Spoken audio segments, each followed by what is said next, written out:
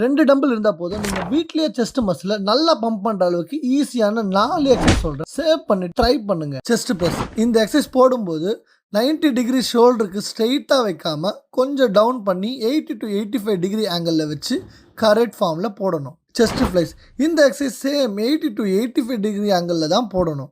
But எல்போவை ரொம்பவும் bend பண்ணாம கொஞ்சம் வைடா டம்பிளை இறக்கணும். டம்பிள் மேலே வரும்போது செஸ்ட்டை ஸ்குவீஸ் பண்ணி போடணும். Decline press.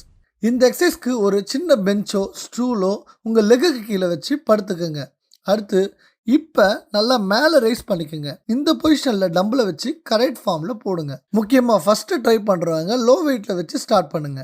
Close grip tumble press. இந்த எக்ஸசைஸ் 2 டம்பிளையும் க்ளோஸாக வச்சுட்டு செஸ்ட்டுக்கு டுவர்ட்ஸாக ப்ரெஸ் பண்ணி போடணும். அதே போல் எல்போ ஆங்கிளும் கொஞ்சம் டவுன் பண்ணி செஸ்ட்டை டிவைட் பண்ணுற மசிலை ஃபீல் பண்ணி போடணும். முக்கியமாக நோட் பண்ணிக்கோங்க, வீட்டில் ஒர்க் அவுட் பண்ணணும்னு நினைக்கிறவங்க ஒரே வெயிட்லேயே இந்த எக்ஸசைஸ்லாம் பண்ணணும்.